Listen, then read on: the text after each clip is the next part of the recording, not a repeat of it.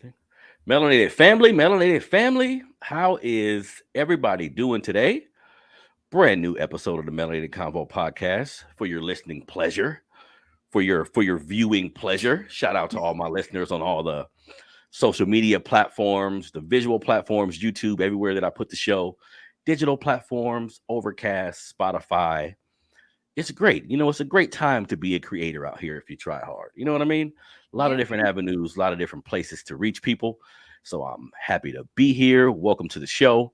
On the show today, this is an exciting type of show for me, and I'll explain to you why. I've been doing this melanated combo thing, Melanated Fathers of America, my organization, just my attempt to help my people. I've been through transformations, right? So when I started off, I was just writing articles and like interviewing people in a written form.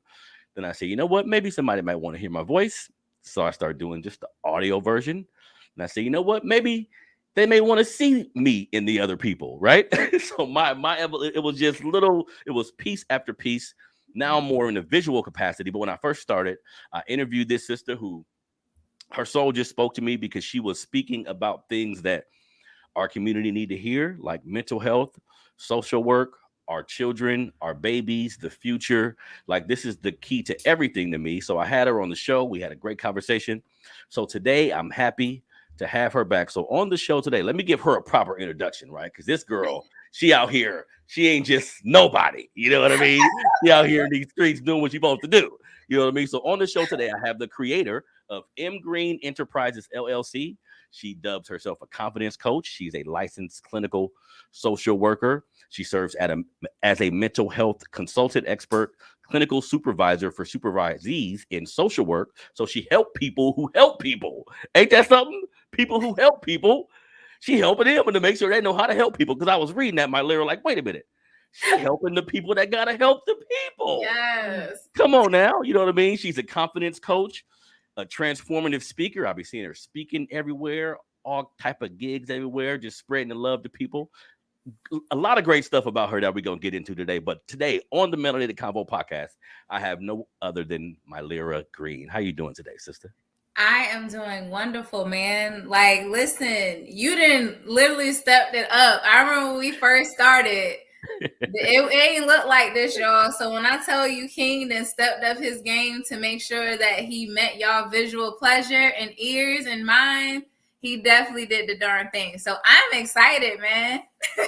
Definitely. So like I was saying, we spoke, I think it was a little over a year ago, and you being in the social work field, mental health, we know how important all these things are. It's become a little more taboo lately, which I'm not mad at, that people are just throwing mental health out there. At least we're talking about it and realizing how serious it is. You know what I mean? So Yeah. first thing I want to do is tell everybody, like, how did you get, because I can tell you're passionate about your work, Mylira. Tell everybody, how did you get into social work, mental health? Like what spawned the ambition to go into that field? Well, believe it or not, it wasn't my choice at first. I wanted to be a teacher, but my mom was a teacher. And when I became a senior in high school, I went through the worst depression ever. So I was great in school academically. I was at one of the top of my class and everything, but school was the last thing on my mind, even though that's what I knew I wanted to do. So when I became a senior, my mom was like, well, you definitely ain't gonna be no teacher. So she put in all these different applications because she realized the school I wanted to go to, which was Spelman, at the time you had to put your application in your junior year. And I didn't do that. So now I'm here, already depressed, can't go to my dream school. My mama told me I can't do my career. So what do I do now? But I am grateful for her though, because she knew her daughter. And as I was dealing with my own depression, she was researching different career paths that I can go into that she knew I kind of fit in. And one of my mentors, Otelia Ponton Reed, I call her Miss Peaches. I love her to life. She was a social worker. And my mom kept saying, like, I can see you doing what she's doing. And I was like, okay, whatever. So I got to school. I went to Norfolk State. So we hold the green and gold. And as I was sitting in my social work class, I said, yo, they talking about me. Like I do this on a daily basis. Hold on. You know what's going on? So I literally kind of stumbled into this field. It wasn't something that I chose or knew that I wanted to do, But once I started it, I was like, yeah, this is what I need to do. So when I got to college, I got there a whole year early. So I was 17.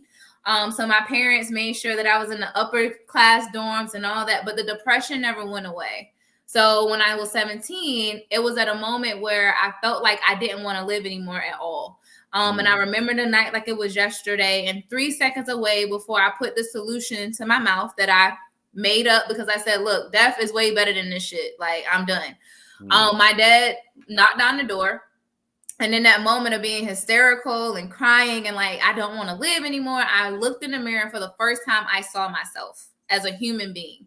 Not as this perfect kid that needed to have everything together, not as this person that need to, have all these good grades. Like when I went to college, I took 19 credit hours my first year. And if anybody know that normally you only take 12, right? 12 to 15. I was taking 19.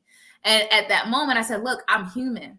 And when my dad did that for me, I promised in that moment that I was going to be CPR to other people's goals. So I threw my entire being into my schoolwork, and social work essentially saved my life. And it allowed for me to get into a space where I was like, yo, if I went through this and I had both my parents, if I went through this and I was middle class, if I went through this and I had all this good support and all these other things, I can only imagine what other people who don't have half of what I have, what they're going through. And that's how I stumbled into social work. And I'm passionate about it because, hell, I still have moments. Listen, I could feel what Miss USA was feeling when she did what she did. Like, I know that feeling. And not just when I was 17, but recently. So I get really passionate because people are struggling. And I want to be able to help you understand that if you have a brain, you have a mental health. And if we can start exercising our mental health the same way we exercise our bodies, we can be so way further. So that's why I've thrown myself into this. I got my master's in it in clinical concentration in children and families, because I believe that it all starts in the family. It starts in the home. And if we can heal that, we can heal the world. And now I'm going to get my PhD in organizational leadership, because I want to be able to change the organization of mental health and how we actually do mental health, how we help people in the mental health realm. So I'm all things social work because, hell, I needed a social worker and didn't even know it growing up. Wow. You know what? One thing it just hit me when you were talking, Mylira. You said something that was important, because I'm listening to you speak about your mother and your father, and you mentioned that, hey, a middle class lifestyle. Some people attach, this is what I'm learning, right? Some people attach mental illness, depression. Sometimes they attach it to a certain type of person. Maybe it's a person who doesn't have money. Maybe it's a person who grew up in the hood and had a really abusive lifestyle. I'm just speaking for our people. We classify it like it's based on your economic status to a degree and where your family stands in this world. What you're saying is and to me, this is the scary part. That is not it at all. It could be a person that appears to have everything together. It could be a person who, if you looked at them, you would say, wait a minute, you do good in school. You got a mom and dad. But it's not even. So how do you, what are some of the things you were doing at that time to help yourself mentally? So you said you dove into school, but to resist that temptation and start going into a different direction is not only a great testimony for people, but I think that that's exhibiting a certain level of strength, So what are some of the steps you took to start moving away from that space mentally? I started to share my stories. So Norfolk State had a group called Sister Circle. And in that space, I remember, I forgot who the presenter was, but we were talking about sexual abuse and assault. And for the first time, someone asked, has anybody else experienced this? And I remember my first time being sexually assaulted when I was 16, which sparked my deep depression my senior year of high school. And I was able to share. And when I shared, a good friend to this day, I remember she walked out of the room and I went and I checked in on her. And she began to share how she was so grateful that I shared my story, which made her realize that something that she recently experienced was the same thing. So then now I'm being empowered because I realized it wasn't just me. Like, this is not just a story that Mylira dealt with. Like, this was something that other people dealt with. So that was my first thing, was starting to share my story. Secondly, again, I was young. So it's not like I could go clubbing and party. And I was 17. Ain't nobody going to let me in no club. So then I started going to Delta events, which is why I became a member of Delta Sigma Theta Sorority Incorporated, because they had what was called Delta Talks. So now I'm around older people that I was able to have real life adult conversations with. So I wasn't afraid to ask questions or speak my mind or say, hey, this is how I feel about this. So I had that open space. Honestly, your healing starts by speaking what happened. There's healing in speaking it out. There's healing in getting it out of your mind. There's healing in getting out your pain. I tell people, in order to conceive your purpose, you must get in bed with your story. So that's where I started. I started by acknowledging, yes, my life was not all bad, but it wasn't all good either. And there was parts of it that I had to deal with. And then I also became the president of Christian Student Fellowship. So then I started building my own relationship with God. So now I was away from home. I wasn't at my church home. Like, this is my own space. I'm leading Bible studies. You know, I'm praying. I'm doing all these things. I become the chaplain of our chapter at Norfolk State. So God became my everything at that time in that space. So for me, it was creating my own lane. It was not being ashamed of my story. I wasn't afraid to tell people, you know, yeah, I came from a good household, but at 3 years old, I was exposed to sex. Like, I wasn't afraid to say those things, because as I started to share, other people was like, girl, me too, and pulling me to the side. Like, let me tell you my story. And I'm like, okay, wait, this not just happening in my house. Like, this is not just my story. Like, what's going on? So that's how I honestly started healing. My first time going to therapy was when I was 17. Hell, I still go to therapy. I went this morning at 10 o'clock. Like, I was able to start incorporating different things. And one thing about me, I always engage in self-reflection. So if you are my friend, anytime it's my birthday or someone pass away, I'm always sending out, okay, hey, what's my strengths in this season? What's my weaknesses? What can I change? What can I do differently? Am I being selfish? Like, as kind as I think I am, there's been times that people say, sis, you real selfish. And I'm like, okay, let me figure this out. Like, that really start helping me heal and become a better version of myself, is just opening up myself enough to let other people in without me feeling like ashamed. Like, I didn't care whether you accepted my story or not. It is what it is. Like, I'm not gonna die with this in me, because it's helping other people. Damn. Okay. So a couple things I want to get to. So because I want to address, like, anybody going through something, it seems like, because you mentioned speaking about it helped. And to me, just hearing it, a person that, to my knowledge, you know, I haven't been abused or anything, but I go through different things. That sounds simple to me, just to say, okay, boom, just speak about it. But what I notice is when people went through something traumatic, regardless of what it is, talking about it seems so, like, they're so scared to speak about it. What do you think spawns that? Is it like the people that were involved is gonna know, I'm gonna be judged? Why women a lot too, specifically, I would say, are holding in things about what happened when they were kids. What do you think spawns, like, the secrecy part of it? So in our community specifically, we have the what happens in this house stays in this house, right? So I know that our history goes way beyond slavery. However, all I know is the slavery part, right? So when we were slaves, you had where we really wasn't family. We was family enough so that we can create more slaves. But after that happened, then your family was either separated, or I'm going to demasculate this man by raping him in front of you, so then you know who I actually own. So now I don't have this connection.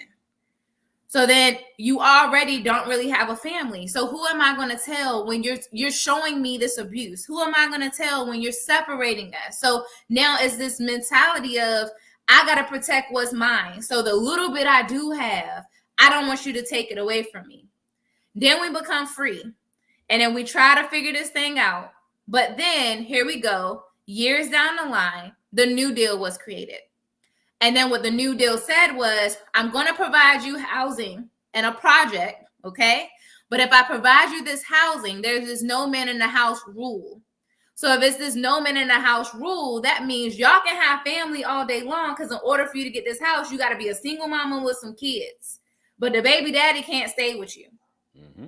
And if I come in the house, social workers used to be night workers. If I come in the house and I smell the scent of a man, if I see a man's shoe, if I see an extra toothbrush, you and your family about to be homeless. So now that's perpetrating, I still don't want you to be a family. So then those who did not have to live in that environment, when you do have family that's together, no matter if granddaddy, uncle, auntie is touching you, you bet not say nothing because I want to keep my family together. It was a piece of control. I know what's happening to you is wrong, but you bet not say nothing, because if you say something, now our family is being jeopardized to be taken away, which we fought so many years to have together. So now we're creating this perpetuation of don't talk about it. Don't talk about it. Don't talk about it. So guess what? We don't talk about it. And then when we do talk about it, is when we're bleeding and we're gasping for air. And now it's like, I need CPR, so I'm just going to say it. And then we say it in rooms where people aren't ready. So you have to know who is actually in your room and what spaces. Like I tell people all the time, I'm very transparent. But the way I share my story, it matches the actual environment that I'm in. There's certain parts that I might not share with teenagers that I might share on a platform as this that's for older people. There's things that I may say with my teenagers that I might not say with my adults, because it may go in one ear and out the other because they're not listening to that. So when you're about to share your story, we have to understand that it's no longer a fear of your family being dismantled. Like, we got to be able to speak. Like, for me personally, the reason why I'm so vocal is when I finally shared my story when I was 17, right after I was about to take my life, both of my parents wanted to know, what is going on with you? Like, what is so bad? Like, we're both here. We're both supported. We come to your stuff. Like, what's going on?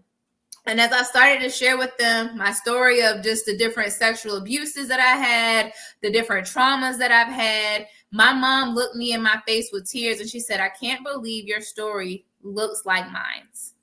And I had no idea. So now I'm replicating what happened in your life because that story was never shared. So then now that I'm a mom, I'm like, that's not happening with my baby. So when I become a mother, the world's going to know my story, and my daughter's going to hear it, and my daughter's going to understand this is what this looks like, that you need to let me know when this happening. This is the right name for your private parts. Like, we ain't talking about no pocketbook. Like, you're going to say that this is what it is. And when I had my son, same thing. Like, I made it my point so that the generations of women in my family no longer got sexually assaulted at 3 years old. That wasn't just my story. That was my story, my mom's story, her sibling story, her mama's story.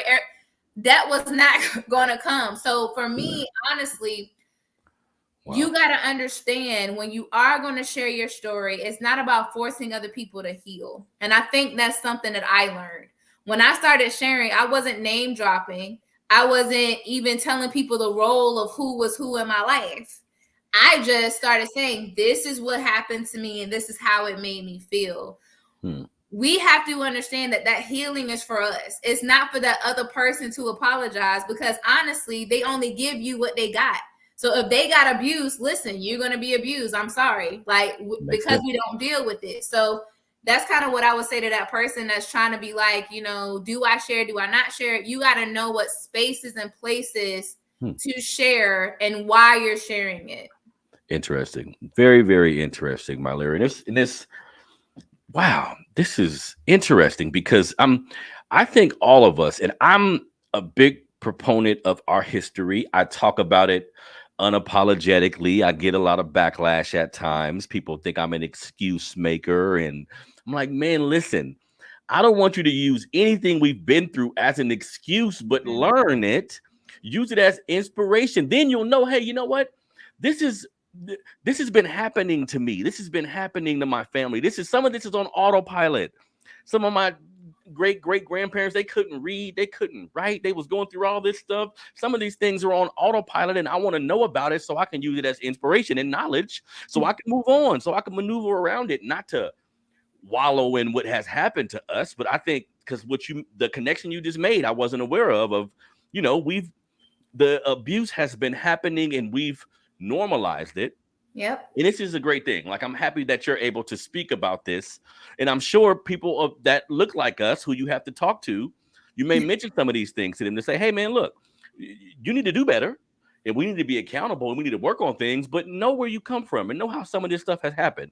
And another thing I want to bring up to you, just parents, it's so important to figure out ways to be involved in your kids' lives, because sometimes we think we're doing the best job we can, and we are. Yeah. And well respect, we are. We just aren't aware of other things that may be going on. So the fact that you were able to tell your parents things that weren't happening, this is big, Mylira. And I'm happy you're in the position you're in to just let people know it's okay. It seems like once we start talking, that's why this is called the Melanated Convo. All the confusion. There's so much confusion about everything. And I think, wow, that was a really big explosion these two people had simply because they didn't talk about Yep. it.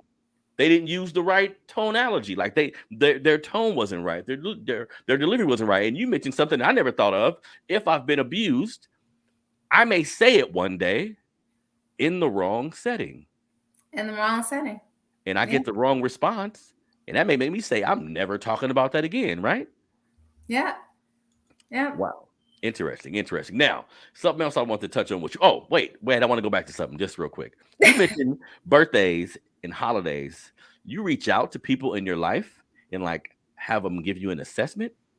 Yeah. And people think it's the weirdest thing. But for me, Interesting. I know that I'm forever growing. And if I want to grow and you're in my circle and you see the most intimate parts of me, I am not Jesus, as much as he's my role model and I want to be that and I can be the nicest person in the world, there's still parts of me that I'm still working on. So if you my friend, you my family, I ask like, hey, this year, what is something that you learned from me? This year, what was a strength that you saw? This year, what was a weakness? What's something I can do better in this year? And I do that frequently, not just on my birthdays, but if there's somebody that transitions, I'm like, look, when I die, I want to know what y'all gonna say during my eulogy. Like, I don't want y'all to say it and I may possibly can't hear it because I don't know what's going to happen when I die. So Wow. I want to hear what you're going to say so I can make sure that the intention that I set, how I want to show up in the world, that's actually being translated. There are some horrible people that really think that they're nice people. And there are some really nice people that think that they're horrible. So if you don't ask, so that's what I've done to be able to just grow and share. And sometimes people may take it, well, you want to be validated. And I'm like, no, it's not me being validated. I want to make sure that when I go to bed at night, when I wake up in the morning and I set the attention of how I want to show up in the world, is being properly executed. And if I don't take the time out outside of myself to ask how I'm being presented, it's just like, for example, I relaunched my business on my birthday this year, April the 8th, because I'm in full-time entrepreneurship now. Instead of me coming on something like this and saying, hey, these are the services that M Green Enterprises serve. No, I said, if I've ever done anything for you, send me a video. Tell me what services I provided to you and how it has impacted you. So then the world can hear from someone that I actually worked with what I offered. Because I can list you a bunch of stuff on a piece of paper or on a website, but that may not be exactly what I offered. So I have a 35-minute video of people sharing what I've done. Like that is how I am. Like, I don't want you to hear from me who I think I am. I want you to hear from the people around me who I am. And that's why I do that. Wow. No, and I'm listening to you talking, I'm thinking there's some brilliance here, right? Because companies, how do they find out if you like the hamburger? How do they find out if you think the establishment is clean? They send you an email saying, hey, if you got a few minutes, let us know how we did. Because if you don't tell me, I'm gonna be assuming that I'm killing it. and I can actually be horrible. So this is some strength, Mylira, because what happens is, what I'm thinking too, once they tell you what you ain't doing, you got to do it now. I got to change it. Now they're going to be like, hey, didn't you call me and say you wasn't going to be doing this? You see? So now you're vulnerable, but you have to be accountable. That's a good way to keep yourself in check. Listen, I'm going to give you a live example. So I was getting my nails done yesterday because my vow renewal is coming up. And I had just told my nail tech how tired and exhausted I was. And I said, I'm not going to add nothing else to my schedule this week, right? Before I walked out of that nail appointment, I had 2 new things on my schedule. And she said, Mylira, you were just saying that you ain't going to take nothing else. And so now I'm trying to make every excuse underneath the sun why I said yes. But it was a learning experience for me because I had to sit down and say, why do I say yes? What was that yes for? Why couldn't I just say, look, I'm tired. We can do this at a different time. Or when I come back from my vacation, I got you. Like, why can't I do that? So that's how I am. Like, one thing my husband always used to tell me when we first got together, he'll say, baby, don't just disregard situations, because I hate conflict. So he's like, I need you to eat the meat and spit out the bones. That means there's going to be some conversations that you're going to get chicken breast from. And then some conversations going to be like curry goat, where it's more bones than it is meat. But he said, you got to sit down and learn from it. So when you do something opposite of what you think, I'm always in self-reflection. But then I also, again, like I said, get reflection from those who are really in my circle, because I want to make sure I'm showing up how I say I'm going to show up. Interesting. Wow, it's funny you say that, because I find myself saying yes a lot, and then and this is over time, and I'm like, damn. When I said yes, I wanted to do it. Yep. When I said yes, I wanted to do it, and I sat down 5 minutes later and was like, oh snap! I just said I was going to take a nap. But I just put something where I was going to take a nap at. Yep. And you have to check yourself. Wow, that's interesting, Mylira. Now, you dub yourself a confidence coach. Tell me, what do you talk to someone about to kind of deal with their confidence? Because again, these are all important issues to me. That because I did an interview a few days ago, actually, with someone who was mentioning to me about, she was talking about sex, but she was saying, just in general, we become adults and think we know how to do things. Never read a book about it. Never researched it. Well, I know how to have sex. I know how to romance a woman. I know how to do said thing.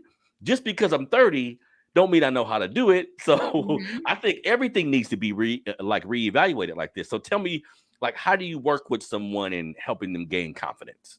Absolutely. So one, I acknowledge the fact that our reality has 0 to do with what we see, but 100% to do with what we believe. And that's even when it comes to your spirituality. You know, we like to default to our God, and I absolutely love the man. He's everything, but he's not going to be everything if I feel like I'm worthless. You know, so if I don't know that I'm valuable, if I don't know that I'm enough, I can quote as many scriptures as I want to, but if I don't think that he can do it for me, then my prayer is pointless. That's why I say faith without works is dead. Like, I can have faith, but if I don't work that faith, if I don't believe that faith, then nothing's going to come of that. So when I work with people, I like to shift their perspective. I change what I call their core beliefs. And we focus a lot on the 6 dimensions of life, which is your spiritual wellness, your mental wellness, emotional wellness, physical wellness, social wellness, and then your cash flow. If I can have balance in each of those areas, if I can know that I deserve something in each of those areas, then I can actually walk in that. To me, confidence is Godfidence. That means that I have confidence in my actual creation, not in what I've done, not in who I am, not my role. So I detach you from the roles that you play, your accomplishments. But I'm like, right now in this present moment, the you that you are, the one that's breathing, that is enough. That's it. So when we do that, I walk you through a series of, one, owning the truth or acknowledging the truth, which is you're the only you there is. So your story is your story. Even if it looks a little similar, there's going to be different things in your life that's going to look different, because we're all like a puzzle piece. When you buy a puzzle, you see the big picture in the front. You dump all the puzzle pieces out and you're like, oh snap, there's a lot of pieces that look exactly the same. But by the time you start placing it in a place, there's a specific spot for each piece to go into. And that's who you are. You are a specific piece that makes this world. And once I understand that, now I can actually embrace my differences. What do I bring to the table? What makes me unique? So that now I know that there's no competition. I bring something unique to this spot. So then now, once I know that I'm unique, I can learn my strengths and maximize my strengths, build my cash flow off my strengths. And then I can embrace my weaknesses, which is what I tell people. You need those connections. Like, we're all like cell phones. I can't charge my iPhone with an Android charger. So I got to make sure that I know who's charging me up. And it's not just God, because God is that power source in the wall. And I can't just put my phone up to the power source. I got to have a charger cord. So then I need to know who's in my corner, who's charging me. And then from there, you can really begin to like acknowledge your real self. So I basically strip you down, because now I don't care about what role you play. Like, I want to work with people of influence. Why?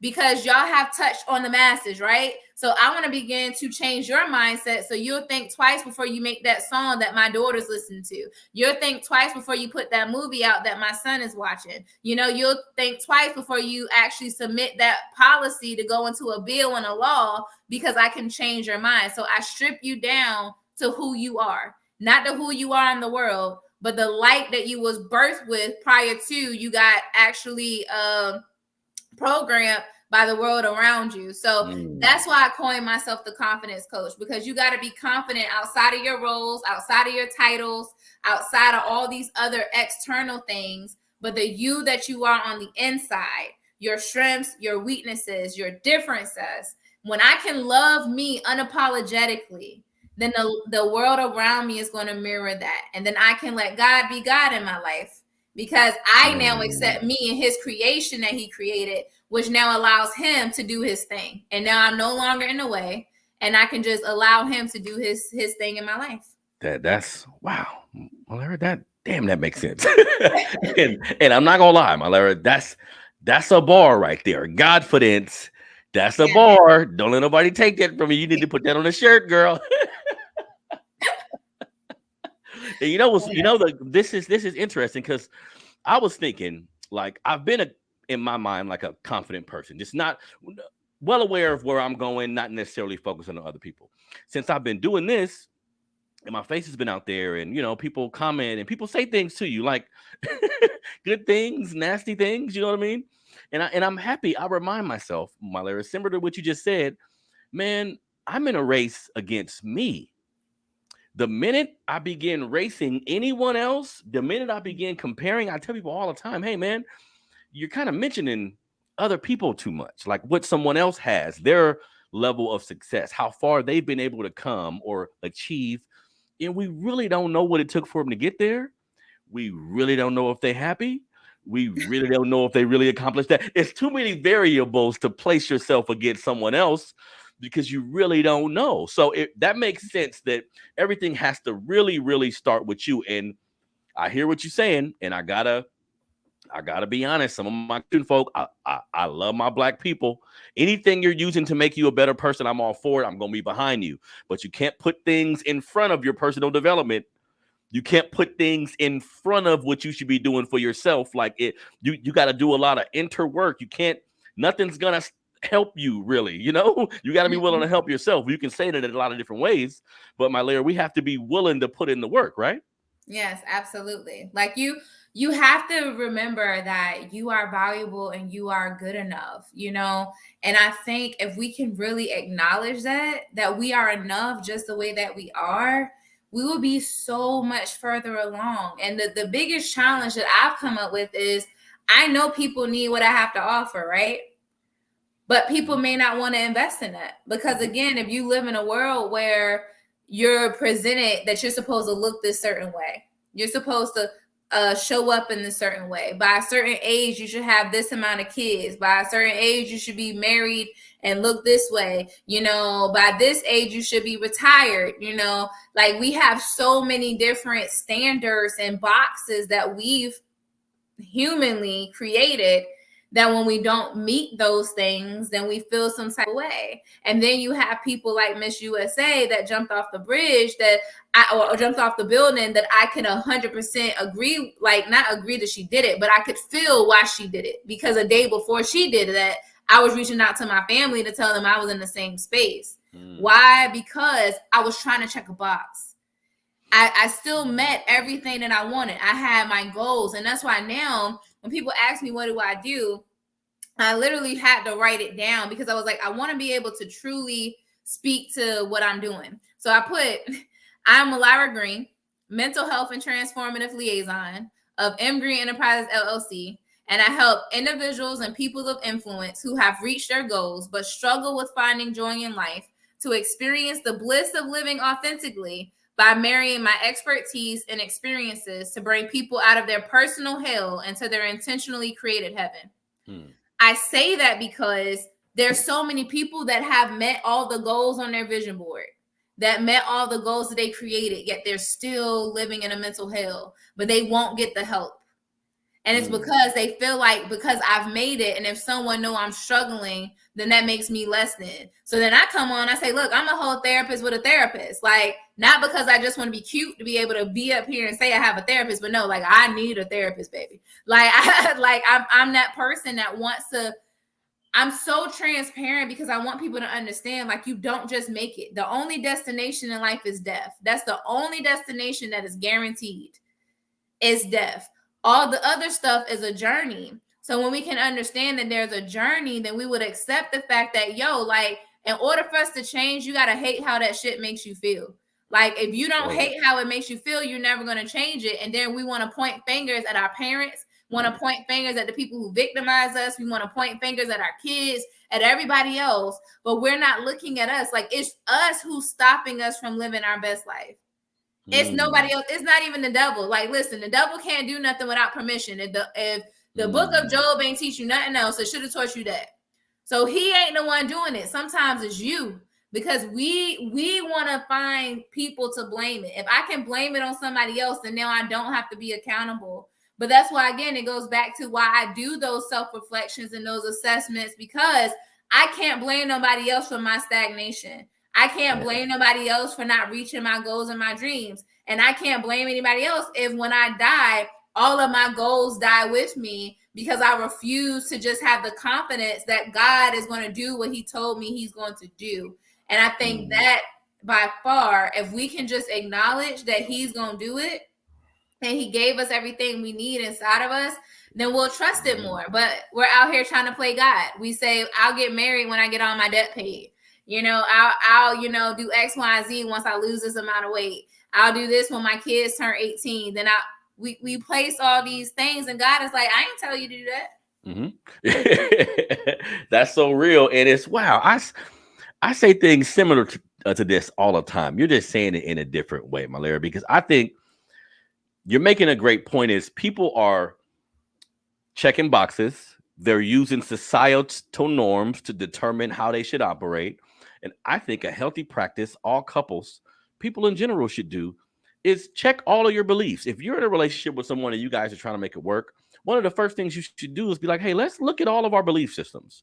Who do we pray to? What holidays do we celebrate? When do we think marriage should happen? Do we want to get married? Do we want to have kids? Like, use what you guys think and do research on your own. But we all get in a circle where it's like what your mom thinks should happen. You're listening to her. We make a lot of bad decisions based on what we think we should be doing.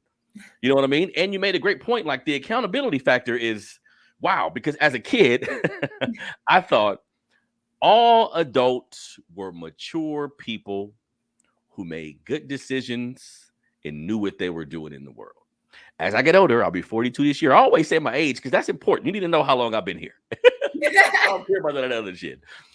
I'm about to be 42 and I'm realizing, wait a minute, this isn't an age game. This is a learning from your mistakes game. This is a being accountable game. I see people 49, 50, and I'm like, damn, why don't they resemble like a fully functioning adult to me? They still blame everybody. They're not where they want to be in their life, but it's somebody else's fault. They make excuses. They have a pattern of how they've been through things that they haven't learned from, because I can learn from anybody. But if you're someone who hasn't necessarily learned from your mistakes, what can you teach me? You don't got to be successful like with money and things, but if you've been through a lot and learned from it, I can sit down with you and talk all night. That's how we get elders, right? Sometimes I'm around older people and I say, you know what, you're old, but I wouldn't call you an elder per se, because you. So I'm gonna tell you what you're talking about, dude. So listen, trauma. We have standardized trauma. and it's not a standardized thing. Trauma can be anything. And when a trauma happens, it's kind of like that world traveler that you used to see on TV back in the day where they had that big old map and they had all these red pins in every place that they traveled at. When that trauma happens, there's a pin at that age. So you stop growing. So just because I'm getting years older doesn't mean mentally I'm years older. So for me, my trauma happened when I was 3 years old. I'm very childlike.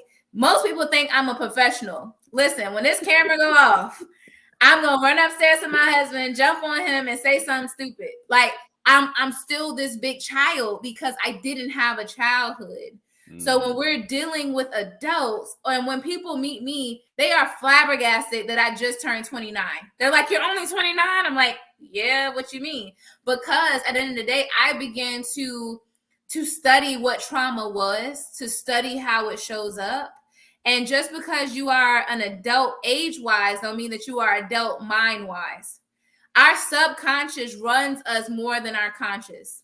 Your subconscious is your actual childlike self. And what happens back here in your subconscious, every time you've been abused, every time someone didn't show up, every time you didn't have security, that childlike self is being fed. And the more and more it's fed, the more bigger type fetal position it gets into. So then that lives back there in your mind. So how can adult you live if the child you is still scared in the closet of your unconscious? So you got to be able to do work. And that's why healing is so important. But I have to tell people, you can't just heal, do shadow work, do dark work. Like we have all these words for healing. You can't heal and not live at the same time. It's just like if I was about to create spaghetti, right? And I took the meat out and I let it thaw out on the counter, but I never go and use the meat to make the spaghetti. And I come back in the next morning, I'm like, yo, it stinks down here. It's because I didn't prepare it. I didn't make it. I didn't eat it. I didn't do anything with it. So all of us is talking about healing and all these great things, but we're not living simultaneously because there's still the childlike self that has that. So what I do with my people that I work with that I know have that trauma is I do a child healing letter. Because at the end of the day, you got to be able to heal that unconscious mind. And you do that using your non-dominant hand. Your non-dominant hand is attached to your subconscious because it's a childlike self. And everybody I've done it with, they're like, yo, that looks like a child is writing that, because it is. And then when you use your dominant hand, that's your power self, your resilient self, the thing that makes you stand up. So when you are an adult who's had all these traumas, but because the world says a trauma is only if you go to the war. Trauma has only been when you're sexually assaulted. Trauma is only when you have a bad car accident. No, trauma can be if your mama fed your daddy before you and you was hungry after school. That's a trauma. Trauma can be if your parents was 5 minutes late picking you up and you were the last kid at your school. That's a trauma. Like the things that were traumas, we said, oh, no, they're not. But we're staying as an adult in that space and we're wondering why we act and behave the way that we do, because there's a trauma that we've had that we don't even know as a trauma because the world said that that's not traumatizing. Damn. You breaking down my simple thoughts. I'm like, I knew it was something bigger going on here. Wait a minute. Wait. Because you be saying you dropping too much game, Mylira. Wait a minute. So you said you have them, write with their off. So I'm left-handed. Yeah, so you would have me write a letter with my right hand? Yes, I will. It wouldn't be visible, I don't think. It would be, because what you will do is you are writing to your child self. You're giving your child self permission. It's very intentional. And I tell people that do this activity, do it without thinking, because I don't care about your conscience. Like, shut that up. Like, that don't work. That's the whole reason why you're seeing me anyway, because that ain't working. So what we're going to do is with your non-dominant hand, you literally just say dear. So you'll say, dear Harrison, and you just let your childlike self write. Don't read it until you're completely finished. When you're completely finished, now you read it. And once you read it, you go to a separate sheet of paper, and with your dominant hand, you're going to write Dear Harrison again. And now this is what I call your power letter. This is the letter that's written with your dominant hand. Your dominant hand represents the resiliency, which I hate that word, and we'll talk about that another day. But your resilient self, your power self, the you that got you alive right now to be able to do that. And you're going to write power to it. Because as you're writing with your non-dominant hand, what's happening to that fetal child is it's standing up. You're giving it the strength. So then you can say, I'll take over from here. Then now you can be an adult. Because that kid now get to be a kid. Why do you think the Bible tells you to continue to go back and study the ways of a child? Like, why do you think that God tells you that? Because there's so many of us that don't get to have that childlike self. Wow. Interesting. And I see that. Wow. And so we see an adult and be like, a grown person, be like, you need to grow up. You need to mature. You need to get out on your own. You need to be a man. You need to be a woman. Maybe he never was able to be a kid. Damn. No, and that's why I tell people, like, as parents, we have to be mindful of holding to societal standards. And I'm not saying that my kids can stay with me forever, but one thing that I'm grateful for my parents is they didn't force us to come out. Like, even when me and my husband got married, we moved in with my parents. Like, everybody on the outside was judging us and all of that, but they understood the assignment. They understood that just because you're getting married and all this stuff don't mean you just need to do, this. Like, they created a space for us to be children. And my parents understood that I had a trauma, that my husband came with his own traumas. And they were like, yo, like, we're going to support you. And that allowed for us to build this life that we have now, where we can own a home and our kids are taken care of and all those things. They didn't give me a time limit. Like, to this day, my dad, even though sometimes I get on my nerves, he'll say parenting never stops. And he lets me that by telling me his advice. And it's great. But he always tells me that because at the end of the day, it's not about an age. Like, we got to let our children be children. Like, there's times where I may be out in public and I let my kids run around.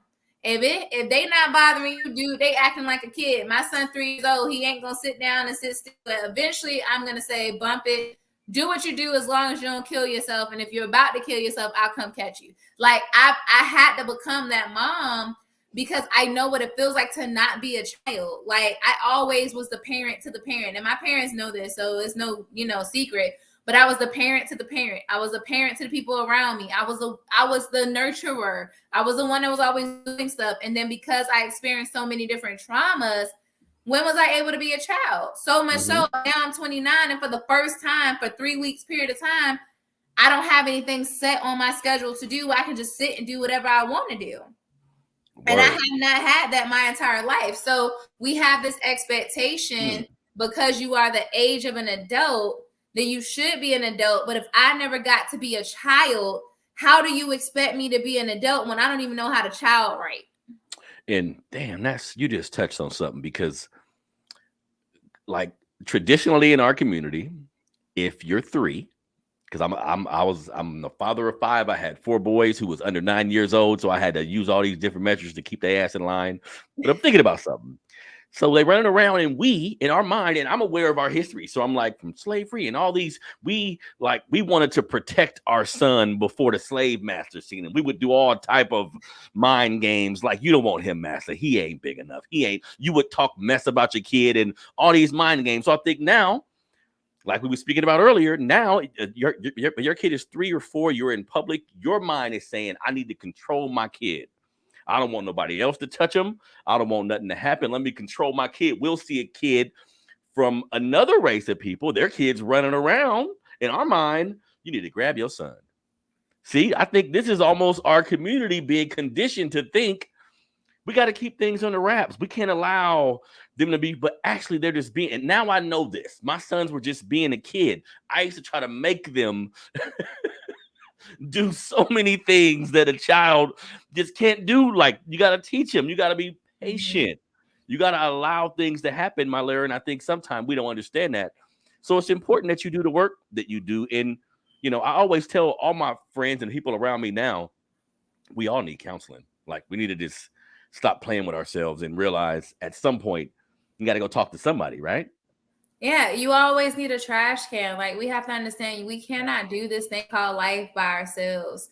And our family is not our trash can. My husband is not the one that should take all the shit I take throughout my day. Like, I need somewhere to just safely share where there's an unbiased person that is there. So Like I said, I go to therapy every week. Hell, my husband go to therapy whenever he goes to therapy. At one point, my son was in therapy. Like, I believe in it because you need just a space of someone that can be on the outside that can not just give you advice, but celebrate with you. My therapist celebrates my wins with me, you know, and then she's gonna tell me, Mylira, you need to do something different. And she's from the islands too. So I get that from her. But that is why, honestly, why I'm pivoting my actual business is because I want to create more competent therapists. Because as the world understands that we need someone to talk to, if that person that you're talking to haven't dealt with their shit, they're going to be bleeding on you. So my role now is to go in and actually teach people, therapists, clinicians, and these mental health facilities how to create an experience so that the people that are starting to say, I need help, I need somewhere to share, I need somewhere to like pour my stuff out, you're actually going to provide an experience for them. And they're not coming in and talking to you, but you're not giving them nothing concrete. So like my inner child letter, I do that in my therapy sessions. I do that with the people that I coach. I do that when I do workshops. Like, I have different interventions that when you come to me, you're not going to leave the same. Like that is my mantra. It's not even about getting paid by insurance companies. It's not even about just documentation. Like, my thing is, when you come to me, your life is going to be changed. Like, I wholeheartedly believe that I have your life and your death in my hands. Not because I'm God, but if I don't take what you're telling me and creating an experience where I actually change your life, then essentially you could be 1 second away from suicide. But because I didn't help you, because I wanted to go by the book, then I didn't save your life. Like, so for me right now, that is so important for me, because there are people out here that realize I need help. There are people out here that saying, I can't do this thing by myself. But if us as clinicians aren't more equipped outside of our education at school, outside of our credentials, outside of that, if we can't marry our life experiences with our expertise, we're going to fail the world. And like I tell people all the time, like, at the end of the day, if you've never been hungry, how the hell are you going to feed people? I don't care if you went to school and you got all straight A's and you became a therapist. But if you've never been hungry, how are you going to feed the people?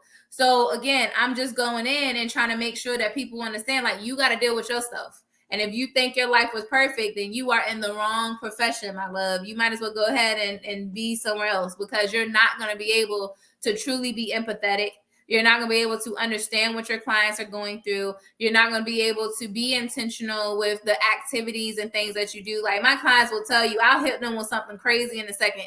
Like, I'm like, oh, okay, gut says this, and they know it comes from God. Like, my clients know, when you come with Mylira, you don't know what you're gonna get. Like, 1 second we can be doing something totally different. I'm like, nope, we're gonna do this. And it's because I've just been able to really like hone into, I want to save lives. In order for me to save lives, it's just like a doctor got to know where their ventilation system is at, just in case somebody flatline. I got to know what interventions I need to pull out, just in case that this person don't want to live anymore. I got to know what interventions to pull out when this person say that their spouse just asked them for a divorce. I got to know what interventions to pull out when this person had a nightmare about a war that they went to years ago. Like, I have to have the tools in my arsenal, and some of these clinicians and therapists don't. Because we've opened up the world. Now I'm giving you these jobs, and yeah, you got this degree, but people aren't training. So I want to be that training, that consultant, that person is really making sure that we are saving lives and we're saving the world, and not just because we have a license behind our name. Like, as you see, I didn't put LCSW behind my name because I'm just Mylira. Like, I'm just showing up to make sure that I help people. But yeah. Definitely. Wow. So I see that you have a lot of stuff going on. You have a new show coming in May. Yeah. It looked like you have a couple of other shows coming after that. And one thing I want to touch on real quick with you, Mylira, what do you think has been like? It seems as if since we last talked, your trajectory has been going in a great direction. Like and I don't know if this is true. I'm just watching, right? But the opportunities you've been able to get, it seems like living in your truth and really doing what you do have put you in a position where opportunities come your way, where that's how it seems to me. Speak to entrepreneurs about that, like people who are following their passion or following something that they love to do, speak to, because this is something I'm going through, speak to the journey portion. Everybody wants to arrive at the promised land. Doesn't work that way.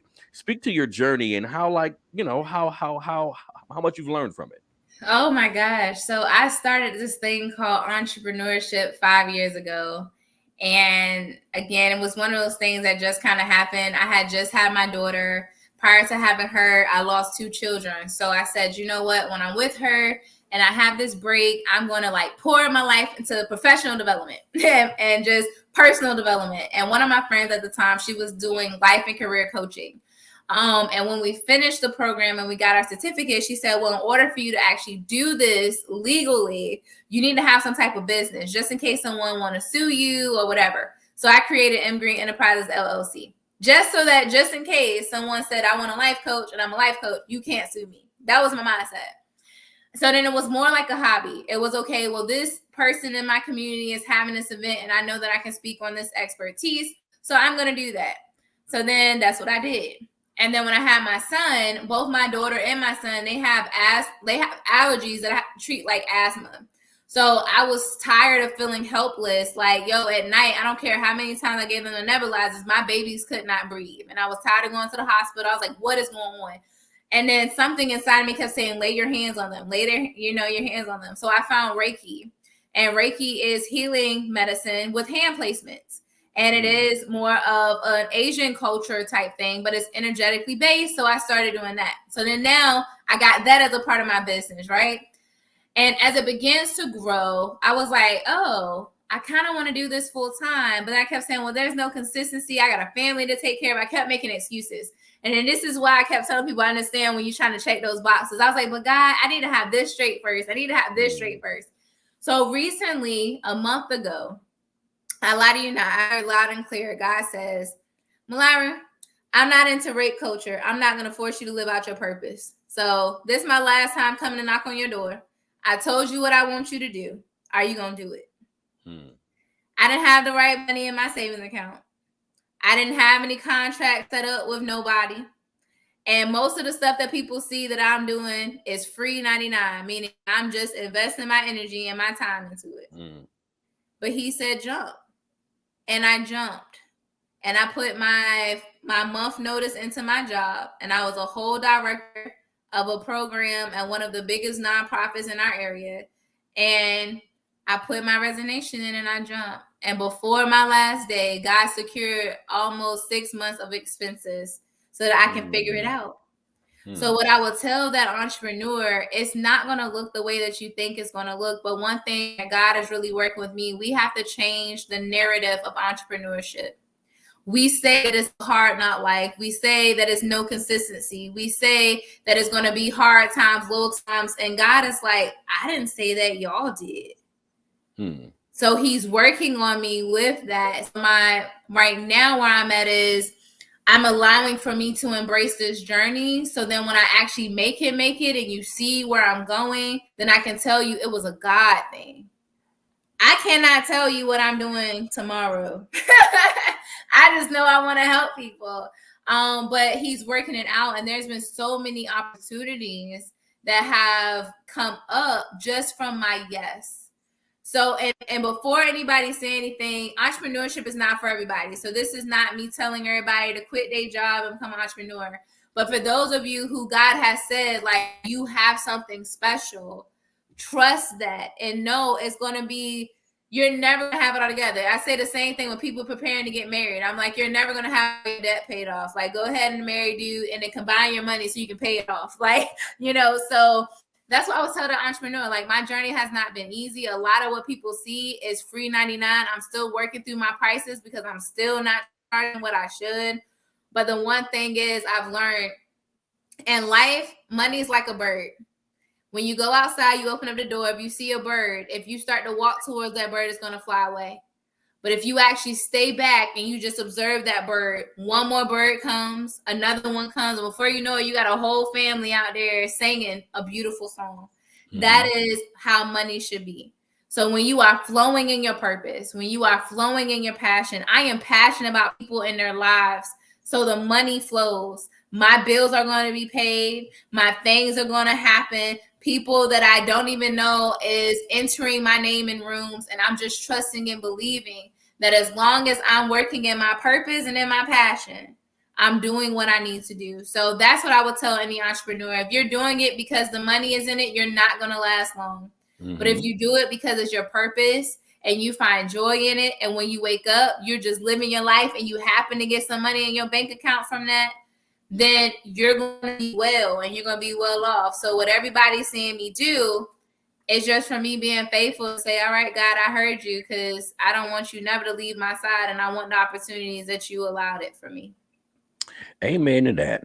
Amen to that, because you have to walk in your purpose. And what I'm learning, like I'm speaking a different language now, because for 25 years, from 16 to 37, I just worked in jobs, sometimes a nice job, sometimes not such a nice job. But I'm like every American, you're just working a job, doing what you got to do to pay your bills. You like your job sometime, but not as much. A lot of us find ourselves in a situation where I'll be thinking, damn, when you were 7, did you say you were going to work at a cell phone store? When you were 7, did you think you were going to be in construction? Probably not. So we all have to work a job, but finding something that's just yours, Mylira, I think I found like the key to life. I gotta have something that I love. My loving my family is one thing, but something that's just mine that I love, that I'll get up every day and do without money. People say that all the time, but it's actually a real thing. And when you pursue that thing, the energy is crazy. Literally, the energy you put out in the world, you get it back. Literally. So many people have problems with social media. I'm taking a break. I don't like it. I'm just getting so clouded. I'm like, I don't see what y'all are talking about. My energy's cool on there, so the feedback's cool on there. I don't get too much. I mean, people have problems here and there, but overwhelmingly, it's positively, because I'm putting out positivity. I don't know. Maybe you need to change your energy a little bit. But thank you so much, sister, for coming on the show today. I knew you would have so many beautiful things to say, simply because I've been watching your experiences, and that comes with knowledge. And you were so grateful last time with your time. I just wanted everybody to be able to see you, be able to get an idea of what you do. Young people out there, if you're thinking about a career, be in social work. But this is the thing, though. This isn't like a job, though. So the only way you can get into this type of thing, social work, police officer, firefighter, doctor, several things you do in this world, where if your heart's not in it, you're really not going to give the people you're serving the best, and this could affect their life. Some jobs you're actually affecting whether or not somebody live or die. So be passionate about it, but this is something that all of our people need. So I appreciate you coming on this show today. Sister, do me a favor and tell everybody, where can they reach you? Absolutely. So you can find me at www.myliratransforms.com. And I am a Facebooker. So if you just look at Mylira Green, I'm the only one up there. Then who you get is me. I don't have an assistant or none of that. I also have M Green Enterprises LLC on Facebook. And then on Instagram, you can find me at Mylira Transforms. Listen, we besties. You can also text me at 757-609-0694. If you feel like you're having some type of mental challenge and you're not in the state of Virginia, I still can help you find and link with a therapist. There's a thing called Psychology Today that I can help you function with that. Email info@myliratransforms.com. And again, every response you get is me, okay? It's just me, a team of me. So be kind to me. I'll get back to you in 44 hours if possible. But no, that's where you can find me at, is those different platforms. Thank you very much, sister, for being on the show today. Everybody, do me a favor and reach out to the sister. Do me a favor. Sometimes my conversations, look, we're talking to everybody. I'm talking to myself too. Sometimes you don't know, you may be going through something that you don't want to talk about. It may seem better to you just to go online and laugh and have fun and enjoy that other side of your brain. I do that too. I like funny videos. I like train wrecks where I'm like, oh my God, I can't believe what the hell they're doing. We like that, but get in check with yourself, man. Figure out ways to get in a position where you can understand who you are, so you don't harm yourself, so you don't harm the people around you. We don't understand. We kick this toxic word around, but so many of us are toxic. I have so many ways about me that aren't beneficial to other people. So I have to figure out things to do to subvert it, things to do to not change who I am, but make alterations. So that's all it's about. That's why it's about having the conversation, family. I want to thank everybody for tuning into another episode of the Melanated Convo. Like I said, man, we're going to change this world one conversation at a time. Continue to follow me on all my social media sites. I got hacked for the first time the other day. Somebody, I feel like such a fool. Somebody hit me who I thought was a friend, and it was somebody hacked him. So I'm giving this guy my information. Before I know it, it was funny. It never happened to me before. Before I know it, my password changed. Everybody hit me like, "Hey, bro, you good?" I'm like, "What you mean?" They was like, you, how you want me to give you that 200? I said 200. What you mean? Fool, I ain't on these streets begging for cash. But I'm happy so many people, nobody sent this guy money, but someone stole my account. He's online begging. I got people in my family, and oh, funny thing, just real quick before we get off. Sorry, Mylira. But it's weird how people react when you ask for money, right? Because some people was like, people who follow me, I don't expect them not to act like this. You don't ask for money over fake. That's bootsy. But they was like, bro, your content good, but I don't know you like that. You be dropping that fire, fam, but yeah, come on now. I ain't giving you 200. And then certain people I knew it wasn't me, and they're like, yeah, sure, money, whatever. Nobody just out of the blue asked for cash. So got all my accounts back. That was just so funny to me. That was a funny experience. It lasted a couple hours, but at first I was laughing. Then I was like, wait a minute. Oh shit, I get a lot of views on that. I need it back, bro. I need it. So then I start contacting people. Please help me. Give it back to me. And, I finally got my account back, but that's a funny experience. That's how it is online, right? But in any case, the Melanated Convo YouTube channel, please follow me. All the digital platforms. I appreciate all the support I get. I got a lot of hard work to do, but I love what I do.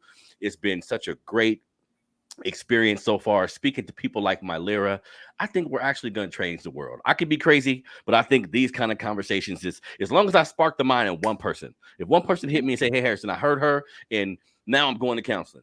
Now I'm talking to my mama. Now I'm talking to my kids different." Ain't that what this is all about? Like, once you're not here anymore, you're gone. What's your imprint? What mark did you leave on the world? That's what we're embarking on right now. So I appreciate everybody for tuning in to the show. We're going to continue to drop these hot fire episodes. This has been another episode of the Melanated Convo podcast. My special guest host today, Mylira Green. Thank y'all for listening to another episode. We out.